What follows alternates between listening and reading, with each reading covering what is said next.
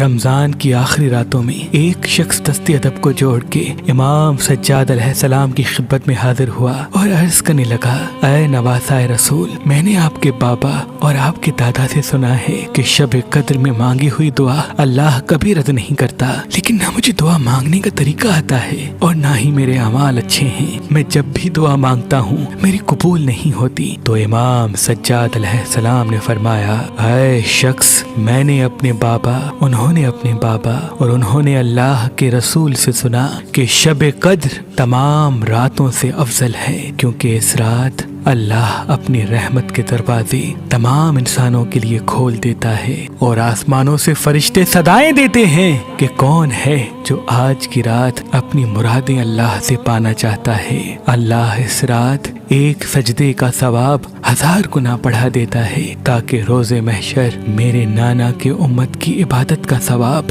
تمام امتوں پہ بھاری رہے۔ یہ رات میرے نانا کی امت کے لیے ایک ایسا تحفہ ہے جس کی فضیلت کوئی بھی بیان نہیں کر سکتا۔ اگر اس رات اپنی دعائیں قبول کروانا چاہتے ہو، پریشانیاں ختم کروانا چاہتے ہو، تمام مشکلات آسان کروانا چاہتے ہو، تو عشاء اور فجر کے بیچ میں 207 مرتبہ سورہ قدر پڑھو اور پھر اپنے گناہوں کی معافی مانگ کے اللہ کے رسول اور اس کی آل پہ درود بھیجو اور پھر اللہ سے اپنی دعا مانگو، چاہے وہ چیز تمہاری تقدیر میں ہو یا نہ ہو، اللہ اپنے غیب کے خزانے سے تمہیں وہ عطا کر دے گا۔